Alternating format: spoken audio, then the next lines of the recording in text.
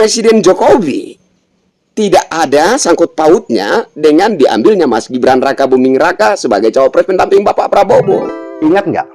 Waktu PDI Perjuangan mendeklarasikan Ganjar Pranowo sebagai calon presiden mereka di 2024 pada waktu Lebaran kemarin. Prabowo pun dengan sigap datang ke Jokowi dengan alasan silaturahmi Lebaran dan bertemu dengan seluruh anggota keluarga Jokowi.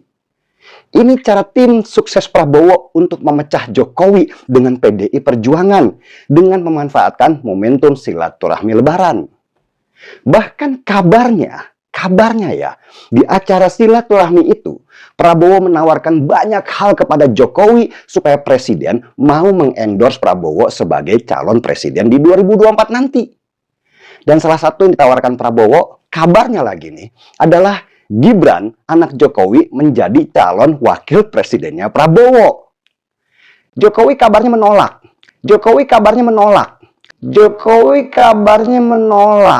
Karena dia ingin Gibran tidak menjadi pemimpin karbitan yang tiba-tiba menjulang masuk ke posisi calon wakil presiden tanpa melalui proses jadi kepala daerah untuk menimba banyak pengalaman.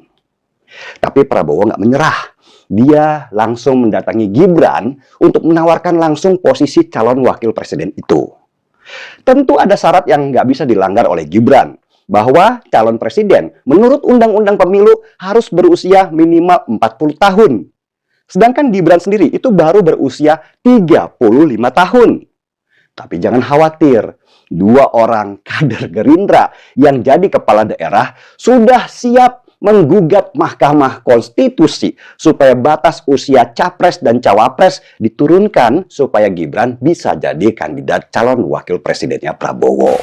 Jelas bahwa Gibran Rakabuming Raka menjadi cawapres pendamping Bapak Prabowo murni adalah keinginan Bapak Prabowo Subianto.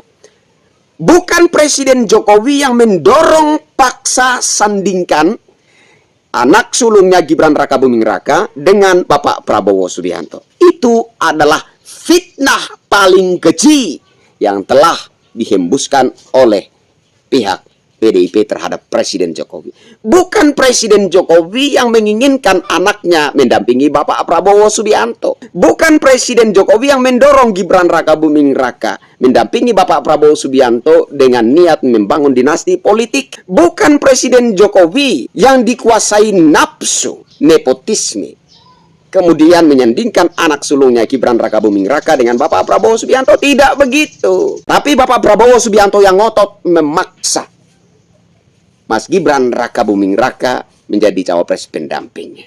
Jadi kalau hari ini ada yang harus menjadi objek sorotan kita, cercaan, kritikan Bapak Prabowo Subianto, bukan Mas Gibran Rakabuming Raka, bukan pula Presiden Insinyur Haji Joko Widodo. Yang selalu menjadi objek sorotan, yang selalu menjadi objek kritikan, bahkan cercaan adalah pertama Presiden Jokowi, dan yang kedua adalah Mas Gibran Rakabuming Raka sebagai sosok yang diambil atau dipinang oleh Bapak Prabowo Subianto sebagai cawapres pendampingnya. Kan seperti itu.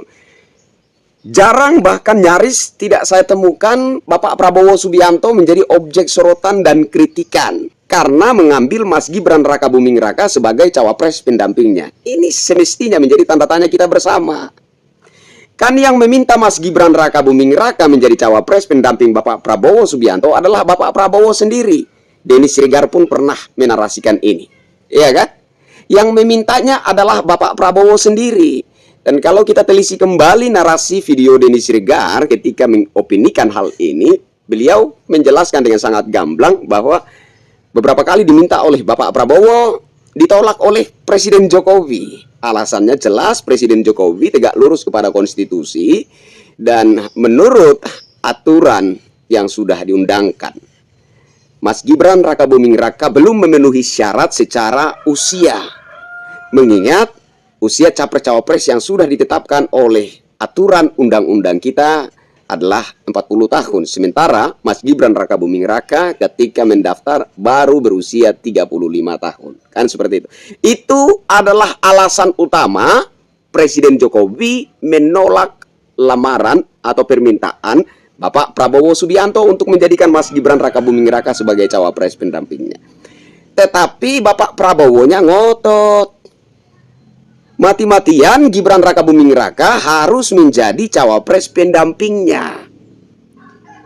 Menjadi pertanyaan adalah kenapa Bapak Prabowo Subianto jarang bahkan hampir tidak pernah menjadi objek sorotan, menjadi objek kritikan, menjadi objek cercaan dan hujatan terkait diambilnya Mas Gibran Rakabuming Raka sebagai cawapres pendampingnya.